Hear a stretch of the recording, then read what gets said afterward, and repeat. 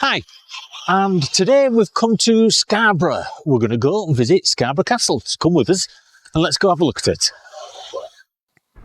As we're walking along the pathway between North Bay and South Bay, you'll notice as we're walking along there's a lot of car parking spaces.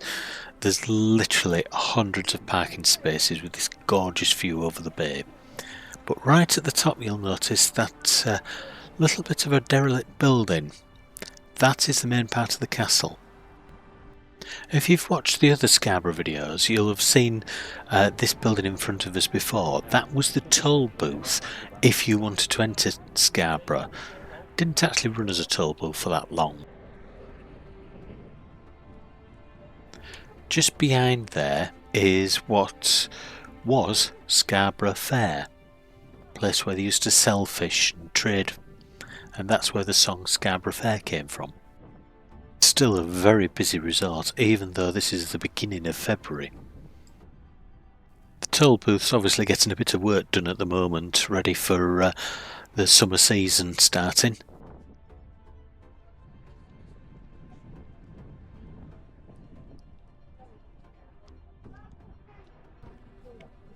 Now we're crossing the road here to walk up to the castle itself, and you will notice a little sign there. Anybody who thinks that Elvis is gone? No, he's appearing in Scarborough in 2025. The walk up to the actual castle I've cut down on this film because it is a good 15-minute walk up a very steep incline. There are, however, some fantastic views as you go up, and there's plenty of benches along the way for you to take a breather as you're walking up. I must confess, compared to previous walks, the one at Whitby was the worst. This is much more gentle. Few steps and a breather, a few steps and a breather to get up. So no matter what situation you're in, you would be able to do it, and you will notice that majority of the way is just flat paths.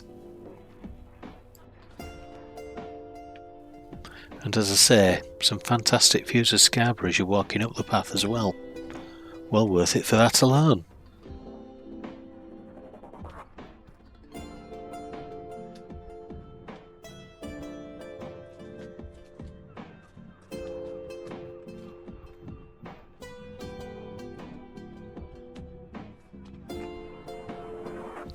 And we're getting finally close to the castle itself. There is, as you'll notice at the side, a flat path that you can go up if you're using a wheelchair or something of that nature, but obviously the steps are a little bit quicker to get there, although they are still very, very exhausting after the long walk that you've had to get up here. Not something to rush.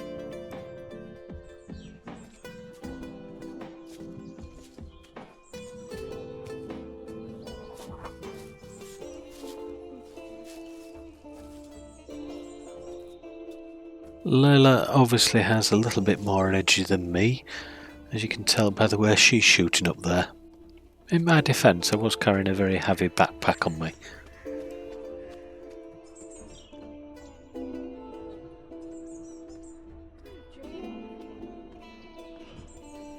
Now, isn't that view what you'd expect for the entrance to a castle?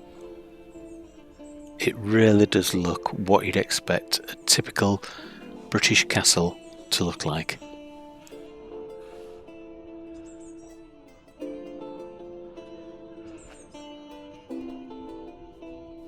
Now, Scarborough Castle is run by English Heritage, and you can get a membership, which I would strongly suggest. The membership costs less than going in maybe 2 or 3 different places for the whole year's membership. If you go into Stonehenge, you'd save an awful lot of money just by having the English Heritage membership. And as you see, just flash your card and they feed you straight through. And of course, the way in is straight through the shop, as you'd expect.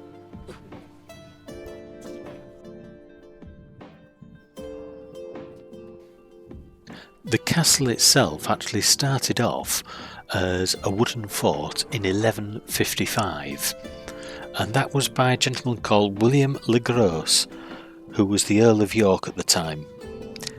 Unfortunately for William, Henry II found out about it, and only 4 years later had taken over the castle. He'd made William surrender and hand it over to him. But what tended to happen with Norman kings at that time is they wanted impressive castles everywhere.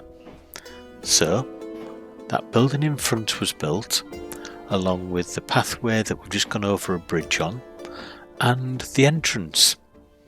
Obviously buildings have been built since then, but the buildings that you can see now are purely down to Henry II. If he hadn't decided that this would be a perfect place for a castle, that wooden fort would have no doubt disappeared centuries ago. But also, the town of Scarborough probably wouldn't have existed, because while the castle was being built, so were plans for Scarborough itself, and a lot of the streets that exist there now are due to the design that was put in place when the castle was built. Scarborough Castle figured prominently in national events throughout the Middle Ages and the Tudor period, and it had many times been sieged, attacked, been in battles. The castle was briefly abandoned in the early 1600s, but then was reoccupied during the Civil War, twice had sieges with parliamentary forces. The castle was garrisoned and it remained occupied until the late 1800s. The town itself was known as a good harbour. Situated right next to the castle, it had its defence there, and from about the 1660s as a spa resort as well. And then it became a seaside resort with little wooden cabins for people to get changed, fed into the sea so you could get changed and put your swimming costume on without anybody seeing you. In 1914, Germans attacked Scarborough, bombarding the likes of the Grand Hotel and the castle, bearing in mind there was a garrison here, defending the town. It caused significant damage to the town itself and a little bit of damage to the castle. In the 1920s, the castle was finally passed over as a visitor attraction and taken into state ownership. We're just walking past, just going off screen there now, was the well for the castle, something very important. If you had a siege, you needed access to water, and they had it through that well.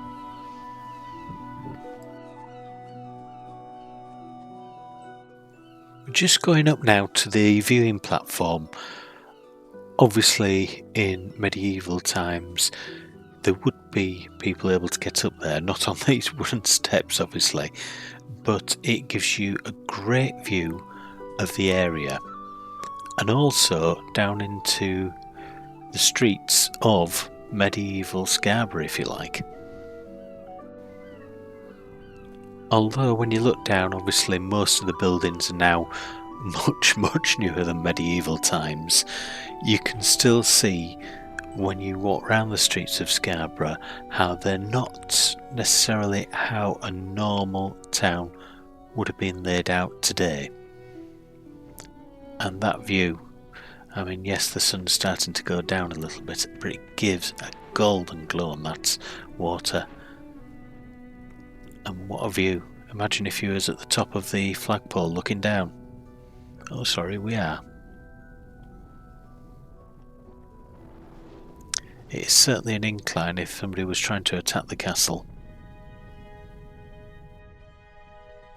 And all that greenery that you can see down there, massive fields within the castle walls, so that in the event of the castle being attacked, there was somewhere for the people of Scarborough to be defended and protected in. We're now approaching the Great Tower, or Keep as it was sometimes referred to. It still dominates the skyline of the surrounding area of Scarborough, and it was a very practical defence because it overlooks both sides of the harbour, anybody coming towards the castle, and it also signifies some real strength in the area. This was actually built, as I said, about 1159, finished in 1169 by Henry II, to demonstrate the power that he had and the fact he'd seized this castle.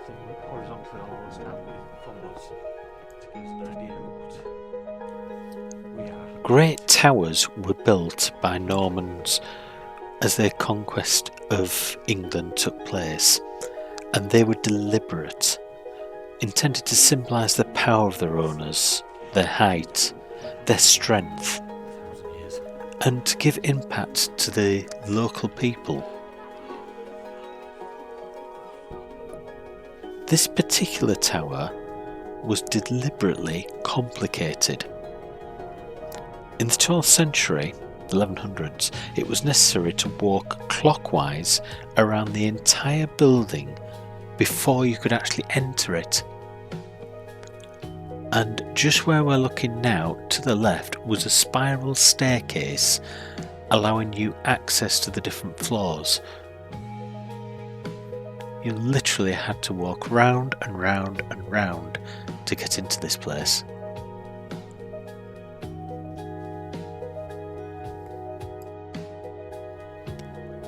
In addition to the main rooms in the tower, there was also a chapel, first floor chamber room, which was probably a hall of types for royal residence, an outer chamber of the second floor, which formed part of a set of inner apartments, if you like, for the king.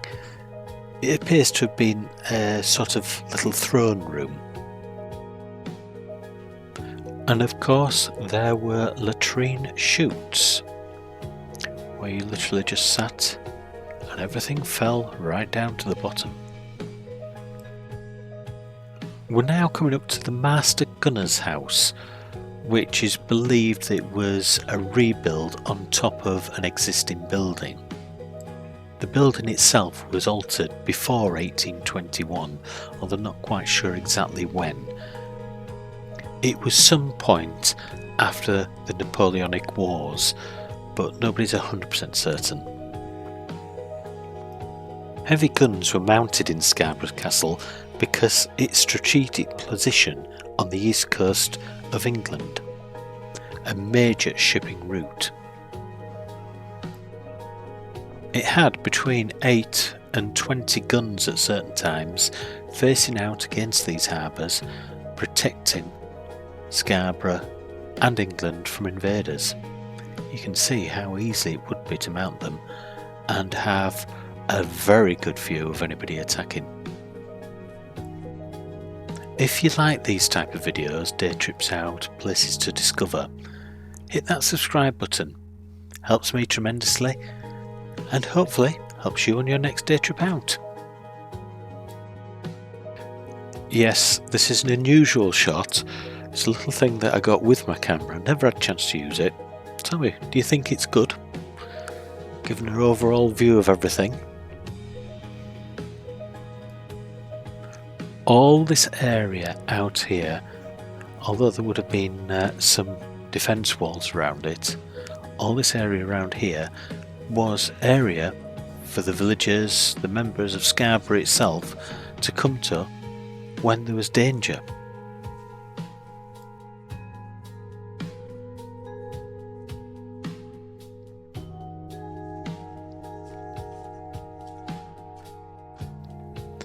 There are spots here to have a picnic, so if you came in the summer, quite a nice place to do. And the Master Gunner's house that we talked about before, just there, is a little sort of museum which has artefacts in that's been found in the castle grounds. Because the castle is right on the edge of a cliff, some of the walls have disappeared, but majority is still there. And it is just a unique experience going in here. The cannons being there, the museum there. It's well worth the walk around.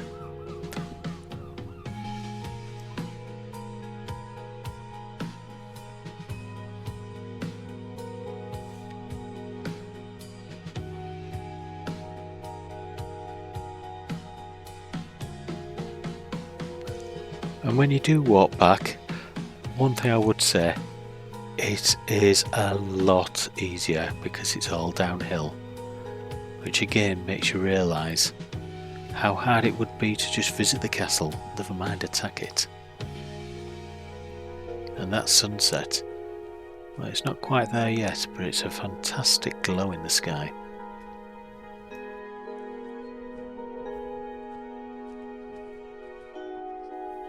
I've been visiting Scarborough since I can remember, and this is the first time I've actually been in this castle. It is well worth taking that little bit of time out of your day trip, or if you're here on holiday for a week, just to go up and have a look. Somewhere different to have a look at. Right, so that's Scarborough Castle. Fantastic place to go to. You've got the seaside there, you've got the more relaxed area at North Bay, and the views from Scarborough Castle itself are absolutely fantastic. Well worth the trip out. What do you think, Layla? I thought it was quite a great experience and I recommend it for small families. Right, so that's a 14-year-old telling us, well, almost. Right, 13 and a bit. So, great place to go. There's plenty of space to have a picnic while you're sat there. In the summer, I can see it being a fantastic place to spend half a day. This sort of weather, it's beginning of February, yeah, I would say possibly an hour or two, more than ample. But everybody's different. So, come and have a look. It's well worth the trip, and we'll see you on the next one. Bye for now.